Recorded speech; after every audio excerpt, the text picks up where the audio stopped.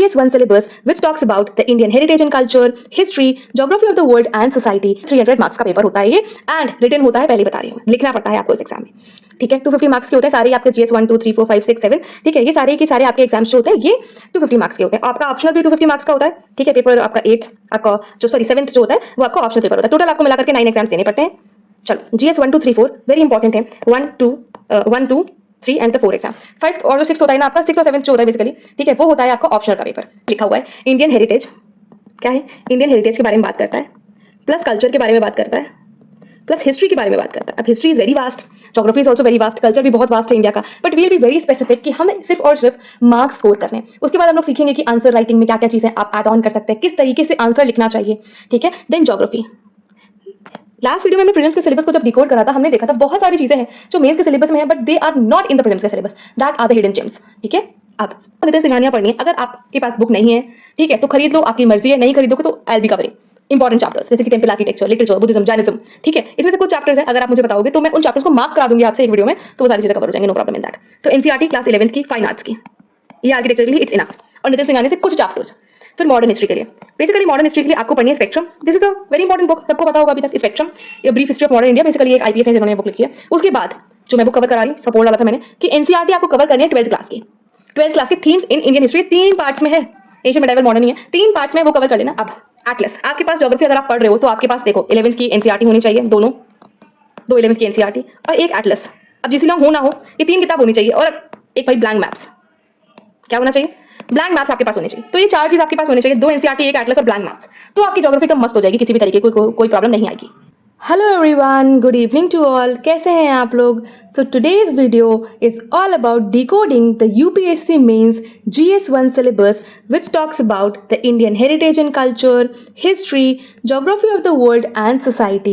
This video is going to be very helpful for those aspirants who are thinking to appear in UPSC 2026 or 27 exam. Listen, first of all, decoding the syllabus is very important. So in the previous video I talked about decoding the syllabus of the prelims and how to read the UPSC PDF, which becomes very important to all the aspirants. So today's video I'll be talking about the syllabus, resources and each and everything about the GS1 syllabus.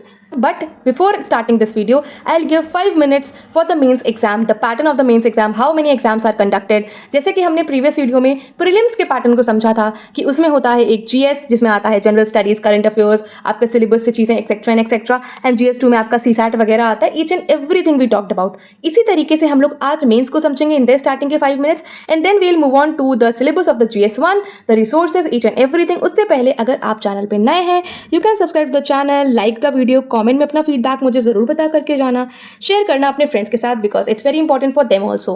And Telegram channel अगर अभी तक join नहीं करा है, so it's the right time, आप join कर सकते हैं टेलीग्राम चैनल को, ये रहा उसका link. And if you want my personal ID, तो मैं टेलीग्राम पे ऑलरेडी सेंड कर चुकी हूँ अपनी पर्सनल आईडी, जिसके थ्रू आप मुझसे पर्सनली कनेक्ट कर सकते हैं और अपनी प्रॉब्लम्स, अपने ग्रीवेंसेस, कुछ सजेशंस हैं या फिर कुछ आप प्रॉब्लम्स फेस कर रहे हैं, कुछ क्वेरीज हैं, डाउट्स हैं आपके, तो आप मुझे मैसेज कर सकते हैं वहाँ पे। ठीक है, आप टेलीग्राम ज्वाइन कर लीजिएगा, उसमें मैं ऑलरेडी सेंड कर चुकी हूँ। Let's start the video. First of all, prelims आपने देखा कि जैसे कि ऑप्शनल होता है, उसमें आपको MCQ पैटर्न में क्वेश्चंस आते हैं और सही आंसर आपको OMR में फिल करना होता है। ठीक है, मेंस में आपका रिटन एग्जामिनेशन होता है, रिटन आपको लिखना पड़ता है। ठीक है, अब देखो, सबसे पहले आपका 2 क्वालिफाइंग पेपर होते हैं, paper A and paper B। Paper A is all about your language, जो आप सिलेक्ट करते हो। ठीक है, आपने देखा होगा 8 शेड्यूल हम लोग पढ़ते हैं, उसमें 22 भाषाएं हैं, 22 लैंग्वेजेस है, उसमें से आप अपनी पसंद की लैंग्वेज को सिलेक्ट कर सकते हैं। ठीक है, तो आपको ये पेपर देना होता है, it's all about the 300 marks का पेपर होता है ये, एंड रिटन होता है, पहले ही बता रही हूँ, लिखना पड़ता है आपको इस एग्जाम में। Paper B is very compulsory, it is all about English का होता है पेपर B, पेपर 2 आपका इंग्लिश का होता है। ठीक है, अब ये क्वालिफाइंग होते हैं, ये आपकी मेरिट में नहीं जाते हैं, basically these paper are qualifying exams. ठीक है, ये आपको बस क्वालिफाई करने होते हैं, जैसे कि आपका CSAT आपने देखा, दिस इज क्वालिफाइंग। ठीक है, CSAT आपका क्वालिफाइंग होता है, आपको 33% मार्क्स लाने ही है CSAT में। ठीक है, अब जो मेरिट के लिए काउंट होते हैं वो बेसिकली ये पेपर है, कितने, ये 7 पेपर्स हैं। तो आपके मेंस में अगर मैं बात करूं तो कितने पेपर होते हैं, 9 पेपर होते हैं। कितने होते हैं? 9 एग्जाम्स होते हैं, 2 आपके ऑप्शनल के पेपर होते हैं जो आप अपनी पसंद से ऑप्शनल सिलेक्ट करते हैं। जैसे कि मैंने एक वीडियो बनाया था how to select the optional which is the best optional for the aspirants. ठीक है, ये सारी चीज़ें मैं बात कर चुकी हूँ already, how to select the best optional. तो आपका टोटल अगर मैं मार्क्स बताऊँ तो 2025 मार्क्स का ये एग्जाम कंडक्ट कराया जाता है, जिसमें से 275 मार्क्स का आपका पर्सनैलिटी टेस्ट, यानी कि जैसे आप इंटरव्यू के नाम से जाते हैं ना, जो ढोलपुर हाउस में जाकर के देते हैं, वो होता है 275 मार्क्स का। ठीक है, बट सब टोटल जो रिटन पेपर होता है दैट इज अबाउट 1750 मार्क्स का पेपर होता है ये। एंड इसको हम लाइक 275 मार्क्स ऐड कर दें तो 2025 मार्क्स का आपका एग्जाम होता है, रिटन एग्जाम, मेंस का एग्जाम। आज हम लोग बात करने जा रहे हैं basically today we will be discussing about the GS1 paper. ठीक है, GS1 का पेपर, ये है GS1 का पेपर। अब एक आपका ऐसे का पेपर भी होता है मेंस में, ये पेपर 1 है। अभी आपने पेपर ए और पेपर बी देखा, ये दोनों ही पेपर होते हैं 300 मार्क्स के, और बाकी जितने भी सारे एग्जाम्स होते हैं, जितने भी सारे पेपर होते हैं, मतलब वो होता है 250 मार्क्स के। ठीक है, 250 मार्क्स के होते हैं सारे आपके GS1 2 3 4 5 6 7। ठीक है, ये सारे के सारे आपके एग्जाम्स जो होते हैं ये 250 मार्क्स के होते हैं। आपका ऑप्शनल भी 250 मार्क्स का होता है। ठीक है, पेपर आपका 8th आपका जो 7th जो होता है वो आपका ऑप्शनल पेपर होता है। टोटल आपको मिला करके 9 एग्जाम्स देने पड़ते हैं। चलो, GS 1 2 3 4 वेरी इंपॉर्टेंट है, 1 2 3 एंड द 4 एग्जाम। 5th और जो 6th होता है ना आपका, 6th और 7th जो होता है बेसिकली, ठीक है, वो होता है आपका ऑप्शनल का पेपर। ठीक है, 6th और 7th होता है आपका ऑप्शनल का पेपर। अब मेरी बात ध्यान से सुनो, आज हम लोग सिर्फ और सिर्फ डिस्कस करने जा रहे हैं GS1 का पेपर। GS1 में क्या क्या सिलेबस है, देखो यहाँ पे बहुत ही शॉर्टकट में लिखा हुआ है Indian heritage, culture, history and geography of the world and society. But if you go in detail तो ये है पूरा GS1 का syllabus which is very lengthy और बहुत लोगों को प्रॉब्लम होती है इसे समझने में। So let's decode the syllabus. इसके बाद एक और PDF मैंने रेडी कर रखा है जिसमें रिसोर्सेज हैं, यही सिलेबस है। If you want any kind of PDF और this PDF you can join the Telegram channel. New to the channel, subscribe to the channel. ठीक है, इसी तरीके से हम लोग डिकोड करेंगे एक एक GS के पेपर को। सेकंड वीडियो में हम लोग देखेंगे GS2 जिसमें हम governance, constitution, polity, social justice, IR समझेंगे एंड सो ऑन। अभी तक आपको इतना ग्लिम्स मिल गया होगा कि पहले आपका पेपर A होगा जिसमें आप अपनी पसंद की लैंग्वेज सिलेक्ट करते हैं, पेपर B में इंग्लिश, देन ऐसे का पेपर होता है, उसके बाद आप GS1 पे आते हैं। This is actually the 4th paper, but sequence में अगर आप GS के बारे में बात करेंगे इट इज फर्स्ट एग्जाम। चलो, moving on to the GS1। GS1 में सिंपल लाइन में लिखा हुआ है इंडियन हेरिटेज। क्या है? इंडियन हेरिटेज के बारे में बात करता है, प्लस कल्चर के बारे में बात करता है, प्लस हिस्ट्री के बारे में बात करता है। अब history is very vast, geography is also very vast, culture भी बहुत वास्ट है इंडिया का, but we will be very specific कि हमें सिर्फ और सिर्फ मार्क्स स्कोर करने हैं। उसके बाद हम लोग सीखेंगे कि आंसर राइटिंग में क्या क्या चीज़ें आप ऐड ऑन कर सकते हैं, किस तरीके से आंसर लिखना चाहिए। ठीक है, देन जोग्राफी। लास्ट वीडियो में हमने प्रीलिम्स के सिलेबस को जब डिकोड करा था, हमने देखा था बहुत सारी चीज़ें हैं जो मेंस के सिलेबस में है but they are not in the prelims के syllabus, that are the hidden gems. ठीक है, अब पहला पॉइंट जो यहाँ पर दे रखा है that is, let's change the pen colour. Indian culture will cover the salient aspects of art forms, literature, architecture from the ancient to the modern times. Ancient to the modern times मतलब ancient तो आएगा ही आएगा, medieval भी आएगा और modern architecture भी आएगा। ठीक है, इसके बाद रिसोर्सेज में हमने कवर कर रखा है आपको नितिन सिंघानिया पढ़नी चाहिए, क्या क्या चैप्टर्स पढ़ने चाहिए, एंशियन में आपको NCERT वगैरह कवर करनी चाहिए, क्या फाइन आर्ट्स की बुक कितनी इंपॉर्टेंट है, वो कितनी इंपॉर्टेंट है ये मैं आपको क्या बताऊंगी, टॉपर्स भी रिकमेंड करते हैं उस बुक को। तो और नितिन सिंघानिया में सारे ही चैप्टर्स इंपॉर्टेंट नहीं है, बट कुछ चैप्टर्स है जैसे कि टेम्पल आर्किटेक्चर, आपको लिटरेचर मिल जाएगा वहाँ पे। ठीक है, और कुछ आर्ट फॉर्म्स आपको देखने को मिल जाएंगे, 2 चैप्टर आर इंपॉर्टेंट। ठीक है, तो आर्ट फॉर्म्स पूछा गया है आपसे, it can be in painting, ठीक है, आर्ट डांस भी हो सकता है, कुछ भी चीज़ हो सकती है आर्ट फॉर्म्स में। लिटरेचर आपसे पूछा जाएगा, आर्किटेक्चर, एंशिएंट से मेडाइवल मतलब पूरा आपसे पूछा जाएगा, एंशिएंट लगा लो, मॉडर्न लगा लो, सॉरी मेडाइवल लगा लो और मॉडर्न लगा लो, सारी चीज़ें। अब modern Indian history from the middle of the 18th century, कहाँ से? Middle of the 18th century until the present, middle of the 18th century से। ठीक है, 18th सेंचुरी के मिडिल से पूछा जाएगा। And significant event, personalities and issues, significant events, personalities and issues. अब हम लोग प्रीवियस ईयर क्वेश्चन भी डिस्कस करेंगे मीन्स का, GS1 का, each and everything will talk about. ठीक है, significant events talking about the 1857 का रिवोल्ट। देन उसके बाद आप देखते हो कि आपको जो मॉडरेट फेज देखने को मिलता है, ठीक है, रिवॉल्यूशनरी फेज देखने को मिलता है, extremist, basically moderate, extremist, revolutionaries, then Gandhi Gandhian phase, each and every phase is very important for this. ठीक है, तो ये सारी चीज़ें इससे पहले का नहीं पूछ रहा है आपसे, मिडिल 18th में पूछ रहा है। ठीक है, it will not talk about the 1456 में क्या 1456 में क्या इवोल्यूशन हो रहा है, एडवेंट ऑफ यूरोपियंस क्या हो रहा है, नो। ठीक है, ये 18th सेंचुरी के आसपास का पूछ रहा है, ठीक है, 18th सेंचुरी। तो आप कोशिश करो कि आपको लाइक 17 सेंचुरी में 1747 में क्या हो रहा था, 1750s में क्या चल रहा था, each and everything in India, ठीक है, in India. Modern Indian history पूछ रहा है, वर्ल्ड की नहीं पूछ रहा है। अभी अभी सेकेंड पॉइंट में आपको मॉडर्न इंडिया, तो each and everything about India, ठीक है, हिस्ट्री ऑफ इंडिया। उसके बाद द फ्रीडम स्ट्रगल, पॉइंट्स होते हैं, ये आप अपनी जो पीडीएफ में आपको सेंड करूंगी उसमें भी आप मार्क कर सकते हैं, because these points are very important. अब फ्रीडम स्ट्रगल की स्टेजेस पूछ रहा है, इंपॉर्टेंट कॉन्ट्रीब्यूशंस पूछ रहा है, different parts of the country. अब ये आपसे different parts of the country में पूछ रहा है, तो आपको नॉर्थ में पता होना चाहिए क्या क्या चीज़ें चल रही थी, देन आपको ईस्ट में पता होना चाहिए, फिर वेस्ट में, एंड देन साउथ में भी क्या क्या चीज़ें चल रही थी, सत्याग्रह कितने चल रहे थे। फ्रीडम स्ट्रगल के बारे में बेसिकली ये जानना चाहता है, क्या, फ्रीडम स्ट्रगल के बारे में। अब स्टेजेस कैसी हैं, first freedom struggle if you talk about, तो हम देखते हैं कि 1857 का रिवॉल्ट हो रहा है, वैकोम सत्याग्रह हो रहा है, each and everything, Rampa Mopla rebellion, peasants movement, tribal movement, civil uprisings, each and everything हम देखते हैं इसमें फ्रीडम स्ट्रगल में। बेसिकली गांधी जी ने क्या क्या करा, Champaran movement, Kheda Satyagraha, Ahmedabad mill strike, each and everything comes in the freedom struggle. Dandi march Satyagraha, quit India movement, August revolution, each and everything is part of the freedom struggle. Now, the post-independence consolidation and reorganization within the country. Basically, it is talking about within the country reorganization.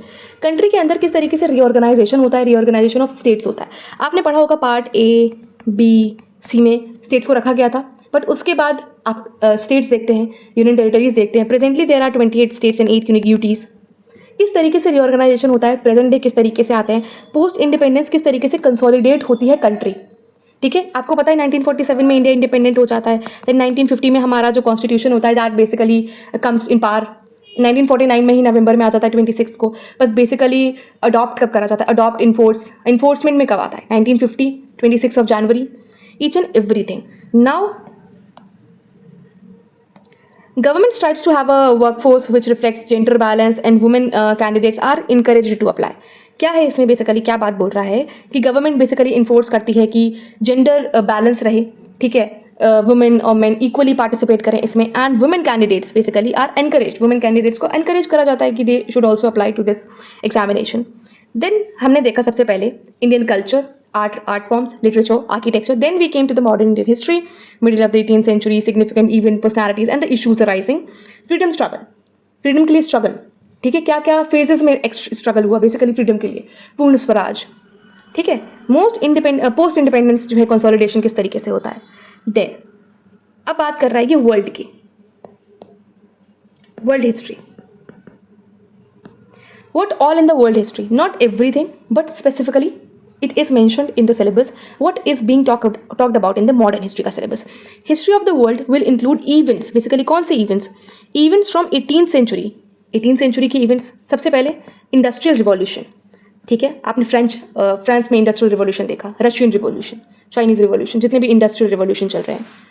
World Wars, आपने first world war देखा, second देखा, ठीक है, जो world war है उस time पे redrawal of national boundaries, basically जो रिड्रॉल हो रहा है नेशनल बाउंड्रीज का, colonization, decolonization, political philosophies like communism, capitalism, socialism, their forms and the effect of society, effect on the society basically.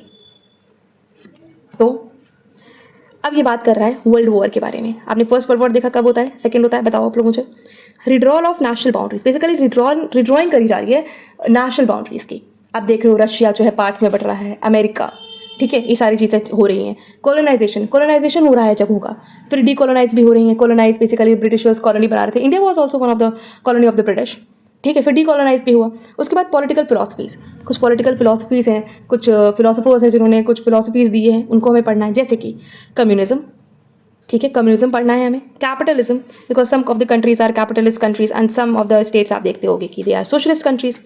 अब बताओ इसमें से कौन सा कैपिटलिस्ट है state, is North America basically, तो USA is a capitalist country और not. Socialism, which of you found is a socialist country, which according to you is the socialist country, is North Korea is a socialist country और China, what according to you is a socialist country. Communism कहाँ पे है, what do you mean by communism, is communism related to anything about religion. Basically, there are three kinds of economy in the world. Capitalist, let me change the pen.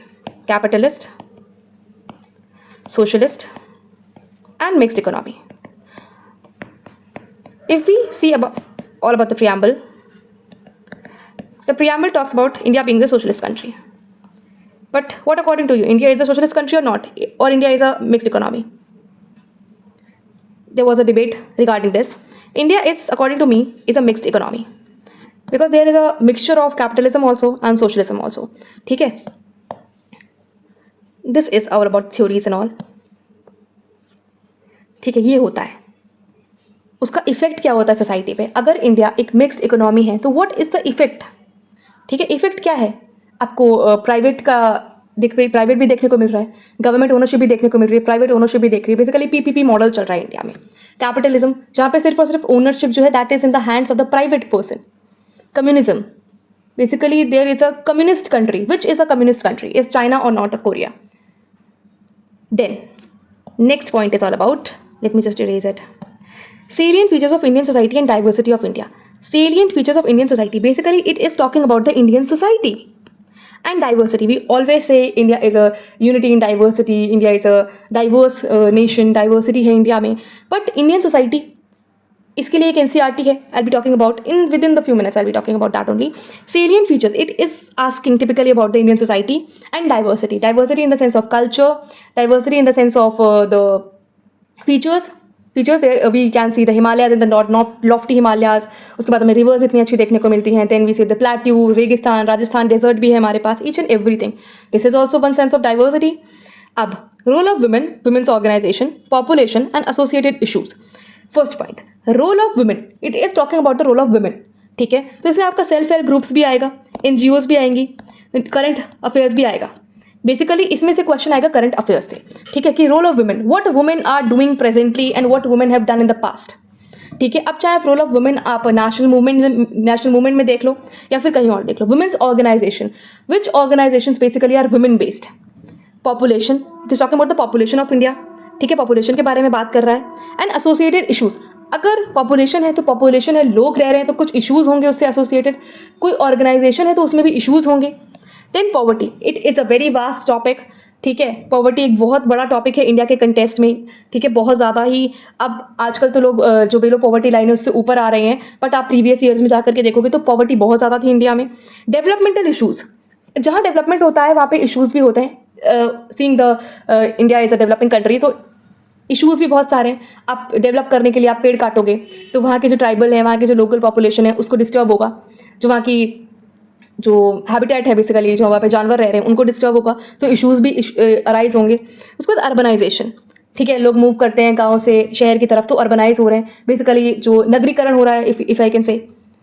ठीक है, जो गांव हैं वो थोड़ा थोड़ा कस्बे में बदल रहे हैं, देन वो शहर से इतना पास होते जा रहे हैं बिकॉज डेवलपमेंट हो रहा है, अर्बनाइज हो रहे हैं वो जगह.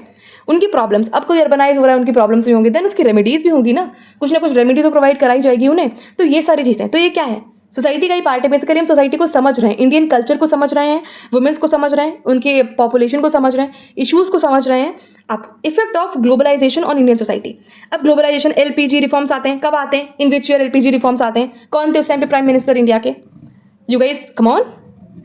इफेक्ट्स ऑफ ग्लोबलाइजेशन, अब ग्लोबलाइज हो गई है इंडियन सोसाइटी. अगर ग्लोबलाइज हो गई है तो there are some issues, there are some effects. कुछ ना कुछ चेंज हुआ है. इंडिया जो है वो ओपन हो गया है बेसिकली वर्ल्ड के लिए, ट्रेड के लिए. ठीक है, इफेक्ट होगा कुछ ना कुछ इंडियन कल्चर पे, इंडियन सोसाइटी पे, इंडिया के लोगों पे. एक्सपोर्ट का मौका मिलेगा उन्हें, they will be exporting their products, तो इनकम आएगी. ठीक है, अब social empowerment, communalism, regionalism and secularism. अभी हमने ऊपर क्या पढ़ा था? ऊपर एक कम्युनिज्म पढ़ा था हम लोगों ने. Is communism, what is communism? Tell me. Social empowerment, अब देखो सोसाइटी का एम्पावरमेंट भी होगा. जो बैकवर्ड हैं, जो पिछड़े हुए लोग हैं, SC ST OBC and all, उनका एम्पावरमेंट होगा. वुमेन्स का एम्पावरमेंट होगा. ठीक है, पॉलिसीज़ बनाएगी गवर्नमेंट. तो this topic is all about the policies and everything. उसके बाद कम्युनलिज्म, किस तरीके से इंडिया जो है कम्युनलिज्म को टैकल करती है. ठीक है, उसके बाद रीजनलिज्म. अब रीजनलिज्म बेसिकली जो एक रीजन से होता है, typically belonging to a specific region, तो लोगों के मन में ये भावना आती है रीजनलिज्म की, हम तो यहाँ से हैं, बट देयर शुड बी, हम इंडियन हैं. This should be the main point of the first thing. Then secularism. India has a basically a positive kind of a secularism कि इंडिया सारे धर्मों, it is not a negative secularism, India एक positive तरीके का secularism है। ठीक है, India में जो रिलीजन है, religion basically secularism is something related to the religion. Secularism is anything related to religion. तो रिलीजन के बारे में बात करते हैं हम। यहाँ पे सारे धर्म समान है हमारे लिए, बेसिकली गवर्नमेंट के लिए, स्टेट के लिए सारे धर्म समान है। कुछ भी नेगेटिव नहीं है कि इस धर्म को ज़्यादा प्रायोरिटी मिलेगी। ठीक है, उसके बाद salient features. Now it the point is coming to the geography. यहाँ से आपकी ज्योग्राफी स्टार्ट हो जाती है। It is everything about geography. Salient features of world physical geography. Basically, it is talking about the mapping and everything.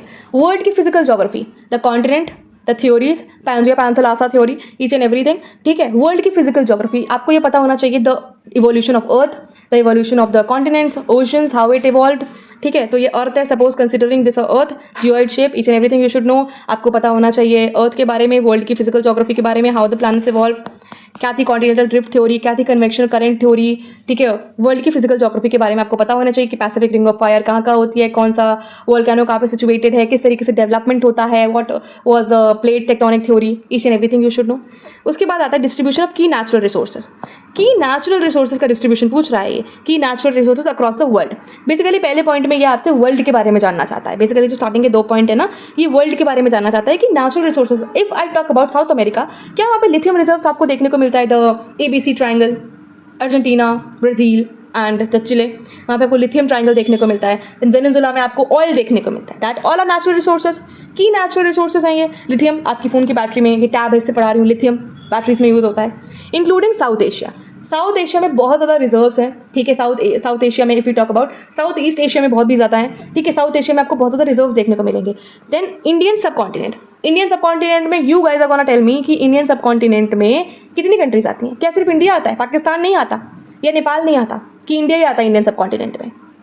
South Asia भी आपको पता होना चाहिए। वर्ल्ड के बारे में तो पूछ रहा है, बट स्पेसिफिकली आप खुद ही देखो, यहाँ पे इसने मेंशन कर दिया है कि साउथ एशिया तो पूछेगा, इंडियन सब कॉन्टिनेंट भी पूछेगा। मतलब इंडिया और इंडिया के आसपास की कंट्रीज के बारे में आपको पता होना चाहिए।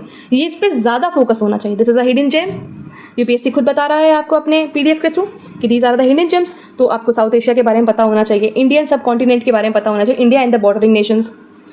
Factors responsible for the location. अब लोकेशन के बारे में, प्राइमरी हो, सेकेंडरी हो या टर्शरी सेक्टर में industries in the various part of the world.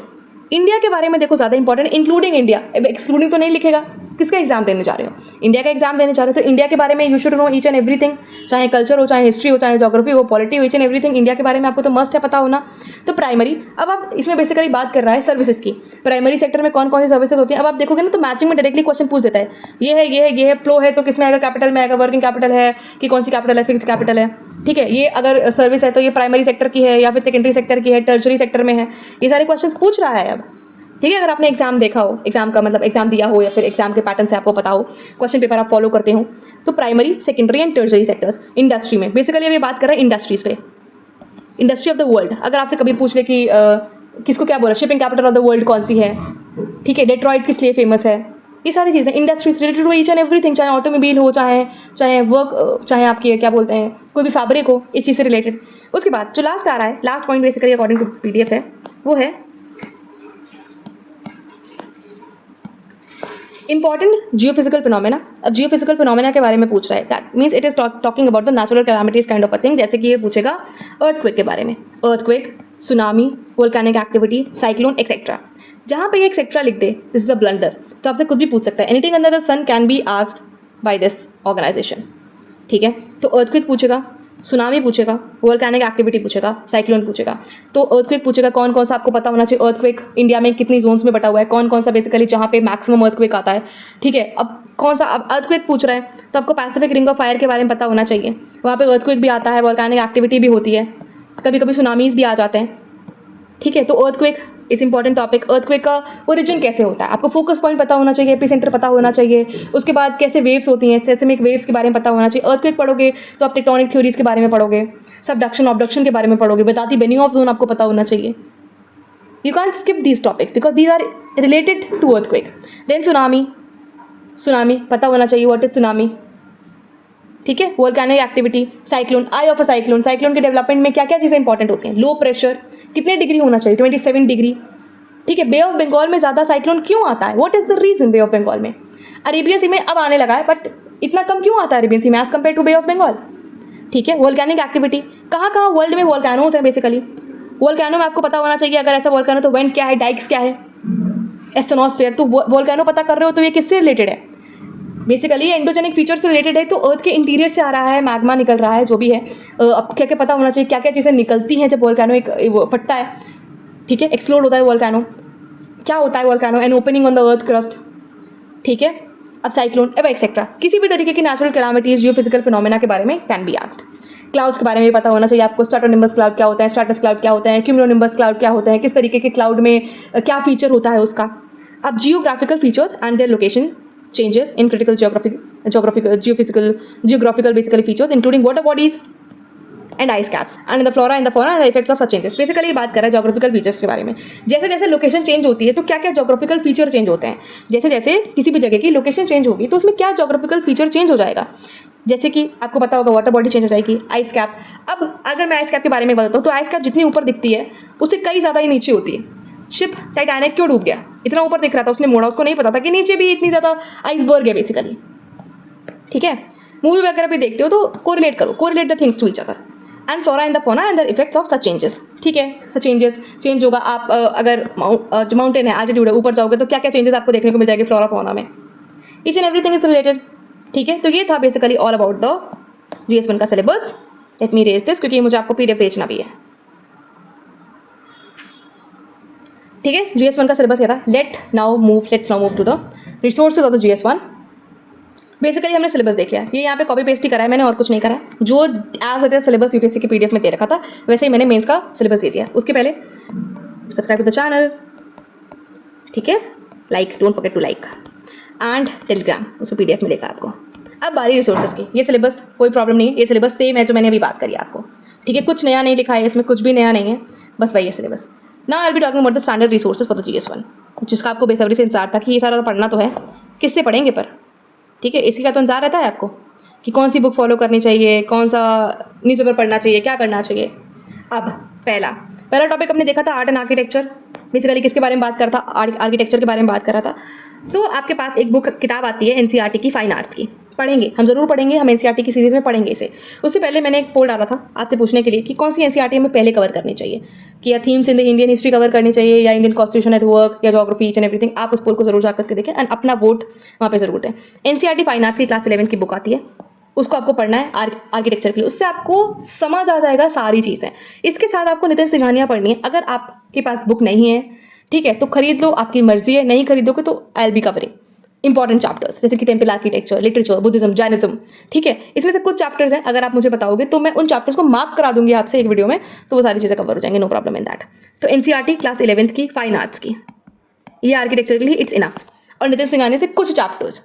फिर मॉडर्न हिस्ट्री के लिए, बेसिकली मॉडर्न हिस्ट्री के लिए आपको पढ़नी है spectrum. This is a very important book, सबको पता होगा अभी तक। स्पेक्ट्रम या brief history of modern India, basically एक IPS है जिन्होंने ये बुक लिखी है। उसके बाद जो मैं बुक कवर करा रही हूँ, इसका पोल डाला था मैंने कि NCERT आपको कवर करनी है 12th क्लास की। 12th क्लास के themes in Indian history 3 parts में है, एशियन मेडाइवल मॉडर्न ही है, 3 पार्ट्स में वो कवर कर लेना। And if you want additional information basically, तो आप ओल्ड NCERT पढ़ सकते हो, मॉडर्न इंडिया की, ठीक है, वो भी पढ़ सकते हो आप। वो छोटी बुक है, स्पेक्ट्रम का छोटा भाई है, but that is also very important. उसमें सारी चीज़ें शॉर्टकट में दे रखी हैं, तो आपको समझ आ जाएगी। बस बेसिकली स्पेक्ट्रम जो है वो नोट्स है, तो स्पेक्ट्रम को नोट्स बनाने की कोई नीड नहीं है एज सच, ठीक है। तो आप कहीं और से ऐड ऑन करके नोट्स बना सकते हो, इससे भी कुछ इन्फो ले लिया, नोट्स बना लिया, ठीक है, समझ आ गया बात। फ्रीडम स्ट्रगल के लिए आपको क्या बुक पढ़नी है, तो बिपिन चंद्रा के इंडियन स्ट्रगल फॉर इंडिपेंडेंस। अब ये पढ़ना चाहो तो पढ़ो, 400 पन्नों से ज़्यादा का ये नॉवल है, बहुत मोटा है, ठीक है। एंड काफ़ी लोगों को फोबिया हो जाता है, फोमो होता है लाइक मोटी बुक्स का, तो जिनको होता है वो तो नहीं पढ़ पाएंगे इसे। मैंने पढ़ रखी है ये बुक, अगर आप मुझे बताओगे तो I will make a short video series में, कुछ जो इंपॉर्टेंट चीज़ें हैं मैं उससे कवर करा दूंगी आपको, ठीक है, फ्रीडम स्ट्रगल से लेकर के। बल्कि फ्रीडम स्ट्रगल आपको ओल्ड NCERT में भी समझ आ जाएगा, कोई प्रॉब्लम नहीं होगी। इंडियन स्ट्रगल फॉर इंडिपेंडेंस जो नॉवल है वो बहुत मोटा है, पढ़ना चाहो तो पढ़ सकते हो। पोस्ट इंडिपेंडेंस, अब इंडिया सिंस इंडिपेंडेंस, ये भी 2 बुक है, ठीक है। ये 2 नॉवल ही है, वही मोटी मोटी नॉवल ही है पोस्ट इंडिपेंडेंस के लिए, अगर आप पढ़ना चाहो। ये भी मैंने पढ़ रखी, मेरे पास ये दोनों बुक्स हैं। ठीक है, तो आप लोग अगर बताओगे तो मैं इसका वीडियो बनाऊंगी, पूरे अच्छे से पढ़ाऊंगी आप लोग, कोई प्रॉब्लम नहीं है। इसमें से आपको सिलेक्टेड चैप्टर्स पढ़ने हैं, बट अगर आप कोई नोट्स वगैरह से पढ़ना चाहते हो तो मैंने यहाँ पे मेंशन कर दिया कि विजन आईएएस की कोचिंग वगैरह से ले लो, ठीक है, नोट्स वगैरह ले लो, या फिर किसी और कोचिंग इंस्टीट्यूट के नोट्स ले लो, क्योंकि नोट्स अगर आप लोगे ना तो वो शॉर्टकट नोट्स होते हैं, उससे आपको समझ आ जाएगा, क्योंकि आपने ऑलरेडी मॉडर्न इंडिया की स्पेक्ट्रम पढ़ रखी है, आप एनसीईआरटी वगैरह पढ़ कर के आए, तो इतना नीड नहीं होता है कि पोस्ट इंडिपेंडेंस के लिए इतनी मोटी बुक पढ़ी जाए। But if you want then of course if you have time तो आप पढ़ ही सकते हो। वर्ल्ड हिस्ट्री, अब वर्ल्ड हिस्ट्री की एक बुक आती है नॉर्मन लॉ की, मास्टरिंग मॉडर्न वर्ल्ड हिस्ट्री, तो वर्ल्ड हिस्ट्री के लिए ये बुक कंसिडर कर सकते हो अगर आप खरीदना चाहते हो तो, ठीक है। नहीं तो एक एनसीईआरटी भी आती है, एज फॉरगॉट टू कौन सी क्लास की एनसीईआरटी है, ठीक है, तो वर्ल्ड हिस्ट्री आप उसमें पढ़ सकते हो। बट अगर आप नोट्स पढ़ना चाहते हो तो किसी भी कोचिंग सेंटर के नोट्स ले लो, वर्ल्ड हिस्ट्री के नोट्स ले लो, उतना इनफ होता है। वर्ल्ड हिस्ट्री के लिए मैं आपको पक्का सजेस्ट करूंगी कि आप किसी भी कोचिंग सेंटर की एक बुक उठा लाओ जिसमें आपको समझ आता है, या पीडीएफ डाउनलोड कर लो, उसमें से पढ़ लो world history. No need to buy any book, ठीक है, no need to buy any book. किसी भी कोचिंग सेंटर के वर्ल्ड हिस्ट्री के नोट्स डाउनलोड कर लो, किसी फ्रेंड के पास से मांग लो, नहीं तो मुझसे बोलोगे, मैं अरेंज करके आपको टेलीग्राम पे सेंड कर दूंगी। अब सोसाइटी के लिए no need to go anywhere, NCERT जिंदाबाद है। एनसीईआरटी इंडियन सोसाइटी है सोशल चेंज की है, क्लास 12 की। क्लास 12 की जो एनसीईआरटी दैट इज इनफ, ठीक है, वो इनफ है आपके लिए सोसाइटी को समझने के लिए, वो आप समझ लोगे। इफ़ यू वांट भाई नोट्स खरीद सकते हो, ऑब्वियसली किसी भी कोचिंग इंस्टीट्यूट के जाओ, नोट्स परचेज कर लो, बाकी एनसीईआरटी को फॉलो करते रहो। एनसीईआरटी तो जरूर पढ़नी है। देखो मैं हमेशा ये बोलती हूँ कि एनसीईआरटी आर मस्ट, बट हर एनसीईआरटी जरूरी नहीं होती कि आपको 6 से 12 तक की एनसीईआरटी पढ़नी है। हाँ, आपको पढ़नी है 11th की कुछ एनसीईआरटी जो इंपॉर्टेंट है और 12th क्लास की कुछ एनसीईआरटी जो इंपॉर्टेंट है, बट आप एक बार 6 क्लास की पढ़ लो, 6+7 की पढ़ लो, तो जरूरी नहीं है कि आपको 8th 9th और 10th की पढ़नी जरूरी ही हो। हर एनसीईआरटी इंपॉर्टेंट नहीं होती है, कुछ एनसीईआरटी इंपॉर्टेंट है, बताओगे तो उस पर भी एक वीडियो बना दूंगी कि कौन कौन सी एनसीईआरटी पढ़नी चाहिए, क्या सीक्वेंस होना चाहिए वो एनसीईआरटी पढ़ने का।